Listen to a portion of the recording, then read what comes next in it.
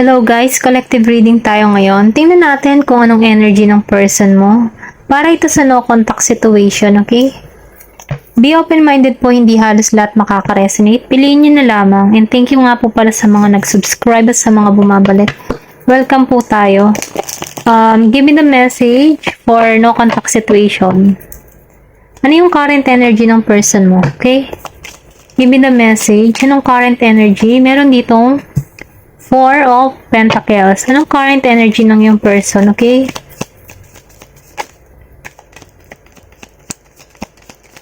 Give me the message for collective. Anong current energy?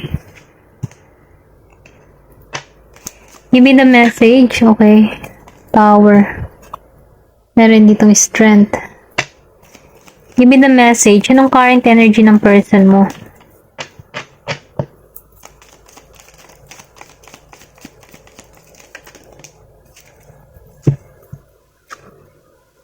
Page of Sword, okay. Ito yung current energy niya. Nakikita ko dito yung person mo nahihirapan sa sitwasyon niya, no? Pero kahit nahihirapan siya sa sitwasyon niya, may lakas at tapang itong tao na ito, no? Meron ditong Leo, meron din ako nakikita dito na Virgo, Capricorn, Taurus. Then nakikita ko rin dito ng Gemini, Aquarius, Libra. Okay? Ito lang yung nakikita ko dito. Or pwede rin sabihin ikaw ito, no? Yung zodiac sign na ito, ikaw yung nanonood, ano. Nafe-feel ko dito, no, yung person mo dito. Meron kang person dito na kuripot. Madamot. Sabihin natin na nung nagsasama kayo dito, no, masyado siyang hindi siya nagbibigay sa iyo, or sabihin natin na may pagkakuripot, okay? Pero itong tao na ito, nakikita ko dito na unstable financially, okay? Nahihirapan siya sa kanyang hindi siya stable sa kanyang kaperahan. Then, nafe-feel ko din dito na naka-stuck to sa sitwasyon na meron siya. Hindi niya maalisan kung paano yung kanyang May problema to, okay? Ito lang yung nafe-feel ko. Kasi unang problema to sa pera. Meron din kasi ditong nahihirapan siya sa sitwasyon. Pwede kasing nahihirapan siya sa sitwasyon kasi may mga kakulangan, may problema siya sa pera, or nahihirapan siya, walang trabaho, ganun ba? Meron ditong ganun. Or pwede rin sabihin nahihirapan siya sa sitwasyon nung nawala ka sa buhay niya. Okay? Piliin niyo na lamang. Kasi nakikita ko dito, naka-stuck to, hindi makakilos, feeling betray, or pwede rin sabihin na kung ikaw man ay niloko or pinagpalit sa babae, inubusan lang din siya. Okay?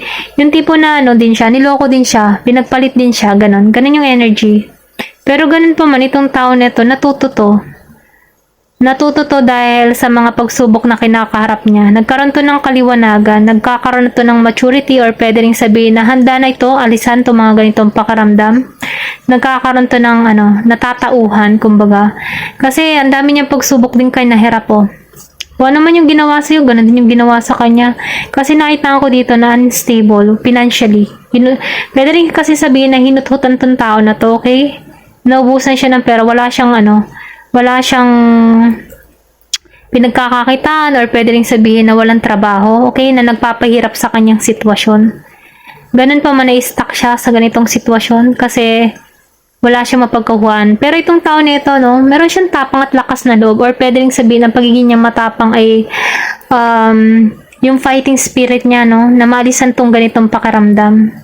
Okay, ito lang yung nafe-feel ko. Pero ganun pa man, itong tao na ito, meron tong charming tong person mo.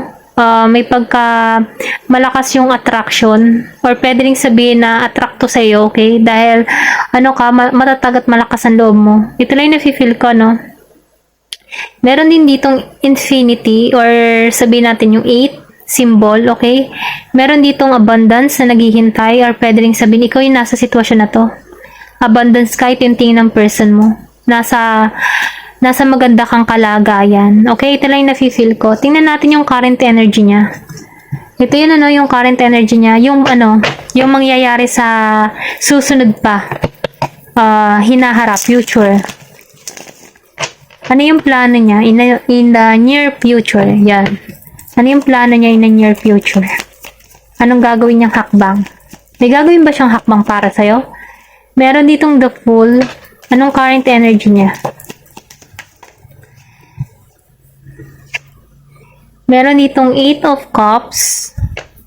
Give me the message, anong current energy ng person mo? Or ano yung sa near future, no? The Hierophant. Give me the message. Ano yung gagawin ng tao nito sa'yo? In the near future. Babalik ba siya or ano yung plano pa niya? Ang dami. Meron ditong 5. Okay. Nakikitaan ko sa near future, no?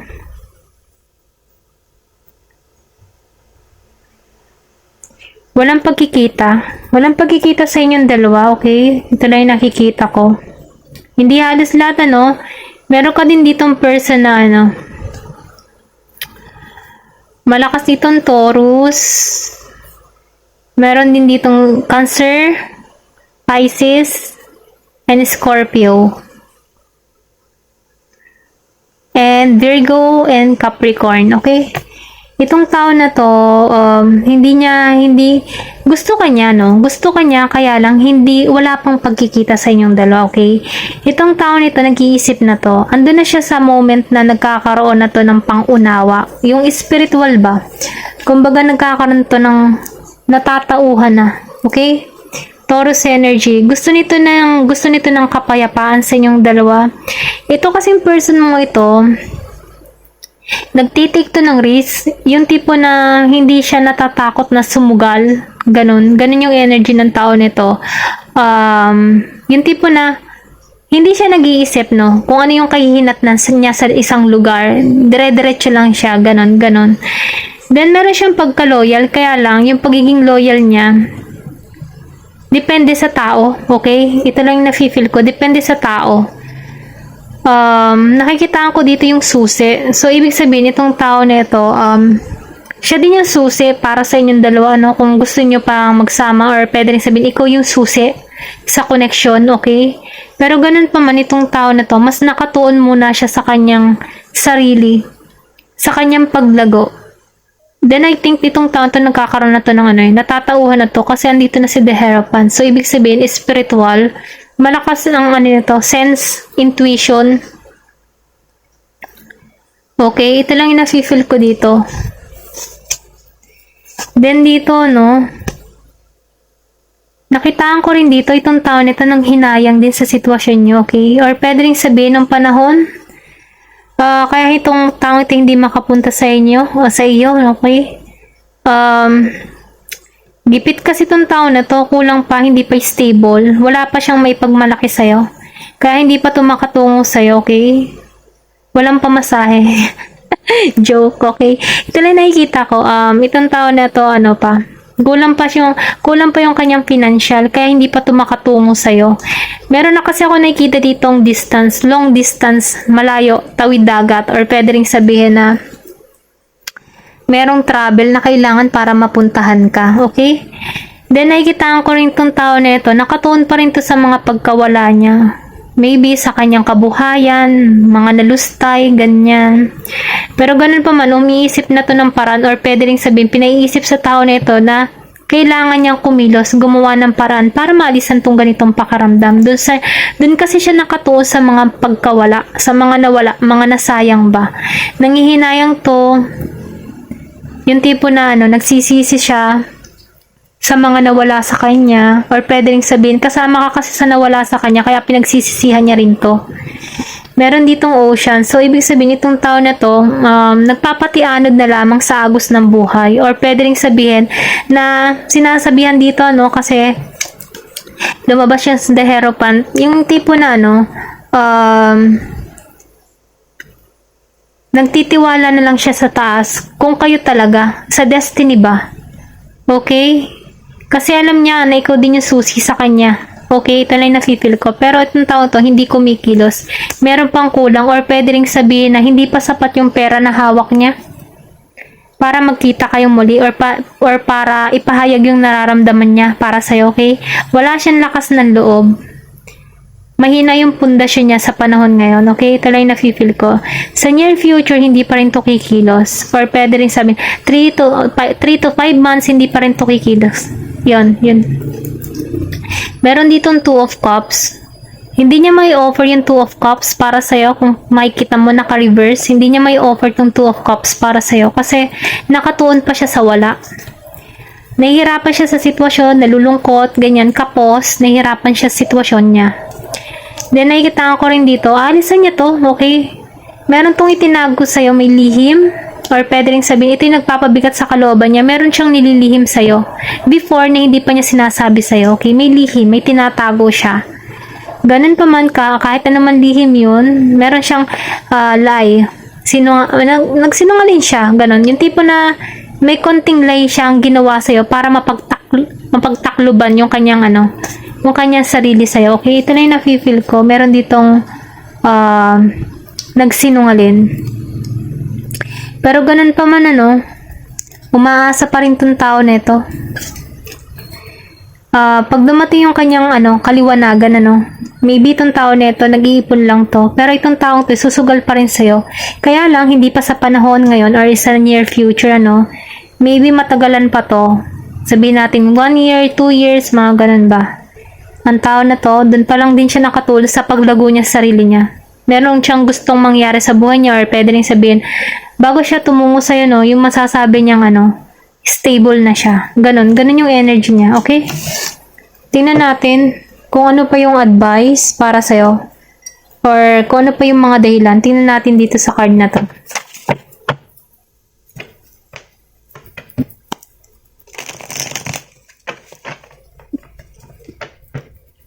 Give me more information for no contact situation. Evidence. Okay, meron ditong evidence. Give me the message. Calm. Naka-reverse siya, Give me the message. Right. Give me the message. Stress. Give me the message. Confinement and freedom. Okay? Nafe-feel ko yung person mo, hindi siya malaya. Malaya kung nasa saan man siya, naka-stuck siya sa sitwasyon. Kasi nakatuon siya dito sa pagkawala. Na-stress to, may marami siyang problemang tinatahak, hindi siya makatulog. Masakit na yung kanyang ulo, saka iisip kung ano bang dapat gawin, marami siyang problema. Pero ganun pa man, kahit siya na-stress, hindi naman to takot sa sitwasyon. Yun nga lang, may panahon siyang hindi siya kalmado sa sitwasyon. Pero ganun, itong tao na to humahanap to ng ebidensya. Proof. Or pwede rin sabihin, dahil nakikitaan ko dito, may tinatago to. Tumutuklas to ng evidence. Para sa connection nyo or para makaalis siya sa sitwasyon na to, okay? Meron ditong hidden, Or pwede rin sabihin, ikaw yung tumutuklas ng ebidensya. Meron kang ebidensya na tinutuklas. Meron ditong tumutuklas ng ebidensya, okay? Kasi nakikita ko ditong meron ditong nakulong. May nakulong. Kaya siguro to lumabas tong evidence. Sabihin natin na meron ditong na pagbintangan, okay, sa hindi niya kasalanan, kasi pwedeng sa pera. Meron ditong tao na na pagbintangan sa pera, kasi meron ditong kulang talaga sa pera unfinancial stable. Okay, hindi halos lahat makaka-resonate, ito lang yung ibang clue. Meron ditong tao na na-stress sa sitwasyon, naka-stuck. Hindi malaya sa sitwasyon. Pero hindi siya takot, stress lang siya. Hindi nga lang siya kalmado dito, pero humahanap siya ng ebidensya. Okay? Meron ditong nakatago, may nakalihim dito. Or pwede rin sabihin sa sitwasyon nyo, naka-stuck siya sa sitwasyon, na-stress dahil nahanap mo yung ebidensya. Okay? Piliin nyo na lamang ito lang yung nakikita ko. Tingnan natin kung ano pa yung advice para sa'yo.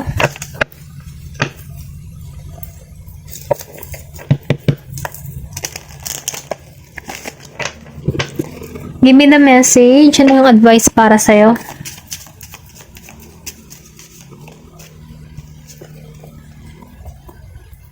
The Fertile Void, Inner Winter Rest Patient, Secret Beginning. So, ibig sabihin itong tao na to, no? Ang kailangan dito para sa kanya yung magpahinga. Maging patient siya. Dahil, yung may sikreto kasi dito, no? Pero ganun pa man, kahit ano man yung mga sekreto dito, magkakaroon dito ng bagong simula. Okay? Ito lang nakikita ko, meron new beginning. Give me the message. Meron ditong we are nature. Becoming grounded embodiments, living in connection. Okay. Sinasabi dito, no, na kailangan maging grounded ka. Kailangan protektahan mo yung sarili mo. Kasi, kapag hindi mo pinoprotektahan yung sarili mo at naging kang open sa lahat-lahat, sa pagiging open, pwede ka dyan salakayin or pwede rin sabihin natin na mas tinitake advantage. I think yung person mo tinake advantage ito. Kaya to nakakaramdam ng ganito, pighati. Meron dito ng daya, ng loko, about sa pera, okay? Meron ditong involved na pera, kaya naka-stuck siya sa sitwasyon, na-stress. Gusto nito ng evidence para hindi siya mapagbintangan. Okay, ito na yung nafe-feel ko, merong ganong case. Hindi halos lahat, yung iba sa inyo, ganon yung sitwasyon. Meron ditong person na, humaharap sa kaso. Ito lang yung nakikita ko. Give me the message. Okay. Whisper of Mother Earth. Creativity, ideas, inspiration, artist, winter, and channel. Kumbaga, magkakaroon dito ng panibagong ideas or pwede ring sabihin na magkakaroon yung person mo ng talino. Para alisan yung mga ganitong pakiramdam. May isip nito, okay? Ito lang yung nafe-feel ko dito. Ayun lamang. Thank you for watching and love and peace.